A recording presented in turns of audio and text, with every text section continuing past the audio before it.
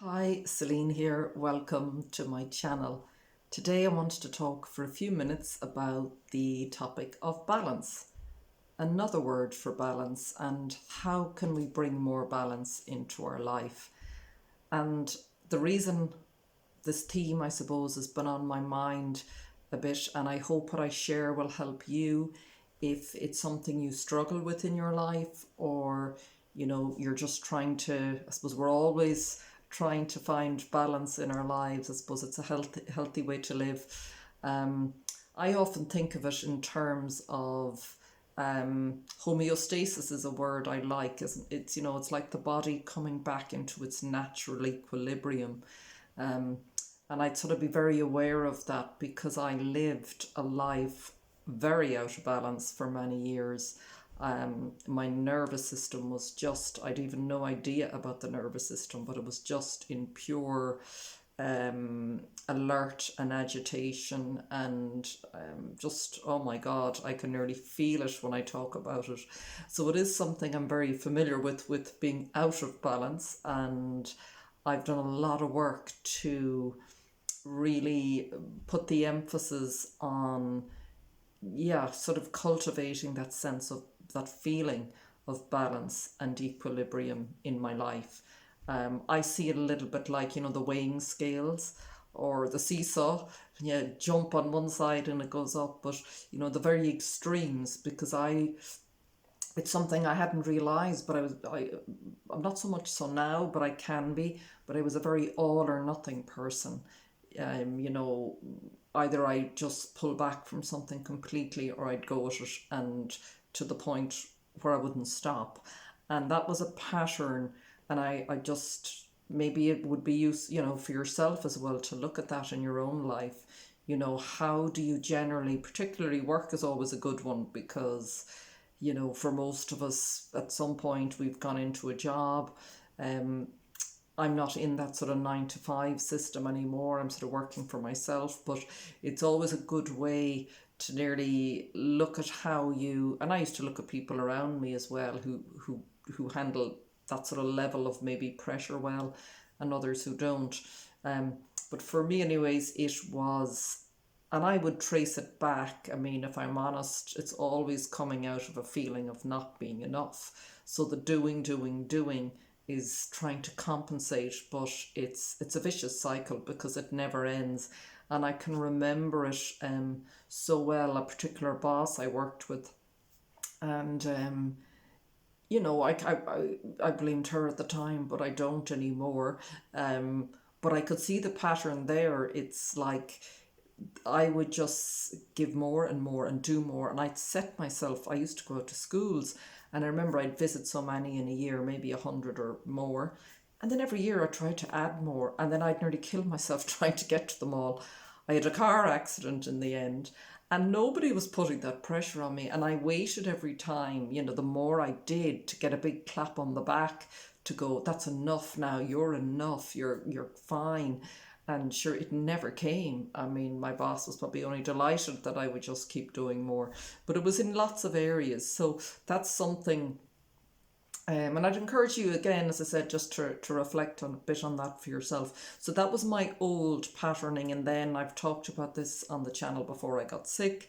And so I had to find a new way of being. But it came up again a little bit for me recently when I've noticed when I've a lot on or a lot I want to do, that whole sense of balance can go out the window, and I'll stay with something. So just some things, even in the last few weeks, I noticed things I wasn't doing. I have a breathwork practice I follow, and my gosh, it's just amazing. And I had stopped doing it, and I got back into it a couple of days ago. And I feel, because what it helps as well as just one of the things, the tension that can be holding in my body and unaware, it just moves, because the breathwork practice is quite powerful. And then I find, as a result of that, my intuition, it's straight away, I could feel it the next morning. I could tune in really clearly to what was coming through, and I just had a very clear voice, whereas before I had so much tension inside. I was up in my head, and I was back in that old pattern. So just if you have a practice of any sort, breathwork works is one of the things that I do, can be very helpful. And I was building in, there's a meditation as part of that breathwork practice as well. So I hadn't been doing that. So I'm back into that. Walking and getting out in nature. Again, being this all or nothing, I was staying all day and then going for a walk in the evening, and it often would be dark, not getting daylight, really not as beneficial to me as breaking up the day. So that's another thing I'm saying out loud now and making change with. Getting to bed earlier. I've always been a bit of a night owl, not terribly late, but I've just started saying no, even if it's a half an hour, you're going to bed a bit earlier, and just waking up feeling a bit more refreshed and able to cope with the day. But the time out, yeah, that's been an important thing, like taking, what I've noticed as well, even if it's not just going for a walk, but I think they often say that with particularly if you were sitting at a desk as well, that whole thing of getting up after 45 minutes and just really plugging out of what I'm doing. And I wouldn't if I'd have always stayed. So I'm finding, and I started doing that with a few things, even just going away for a day and say I'm going to work on something else, I come back so refreshed. So they're just a few things I've been doing. But also they're often things that when I go out of balance, I mean, yes, they're good to be doing all the time. But in terms of even just outside of the physical as well, a few things I've started doing. I just have been reading a little bit about it and doing a bit of research and just focusing more on being in the moment. And because I naturally am doing that more, but then I can, if I get into a stage where I'm not doing the right things, I get into an overthinking mode, and then the stress comes on and I'm catastrophizing. So when I can stay, and again, if this is something, you can look at in your own life about, trying to detach from the outcome of what you're doing. So to be more in the moment, if this is what you've decided to give your energy and you feel called to give your energy to be sort of present and in the moment with it and detaching from the outcome. Not always easy. I can feel myself veer in and out of that, but I think it's a nice thing just to be aware of. The walking away, as I said, when I find myself become consumed, and I like that word because it's something I can find myself doing. I get so consumed with something I do. I go beyond that point. And there's always a point. I always notice that I can nearly feel I go into this, because my body, because of a lot of the work I've done since I was sick and a lot of the clearing out and the healing, it's finely tuned, I would say. It's a nice way of saying it, or sensitive. So I feel it very quickly when I go past my limits. It's like running on fumes is the only way I can describe it. And when we do that as well, I notice it can take me longer to come back. The longer I stay in the fumes mode, the longer it takes me to come back into homeostasis. So that idea, again, as I said earlier, about walking away and coming back with usually much better judgment or a view or insights or clarity. Often, I find anyways, I can get to the end of something much quicker and more easily, and it comes more intuitively. And another thing as well, to hand it over. I would never have been good at that. So that's something, if you're feeling at some point you just don't know what to do, or there's something you're working on and you just can't seem to find the answers, just to ask, put it out there to the universe. I do that generally. I forget again when I get a little bit overwrought, but just saying, look, I'm a bit struggling here. What is it I need to do?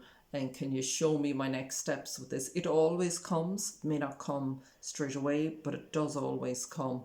And I just want to finish up this video with reading a few words of the great Italian sculptor and artist and engineer, I think, and scientist and philosopher, the words of Leonardo da Vinci, and I was reading them. They're on the theme really of balance, and they really helped me. So if you forgive me now, I'm going to look down, or I'm going to put it up in front of me and read it here, but I just thought it was it's just really been going around in my head a lot for the last few days. So I hope you get something from listening to this, and that it helps you if you're struggling with balance in your life. It's definitely helped me.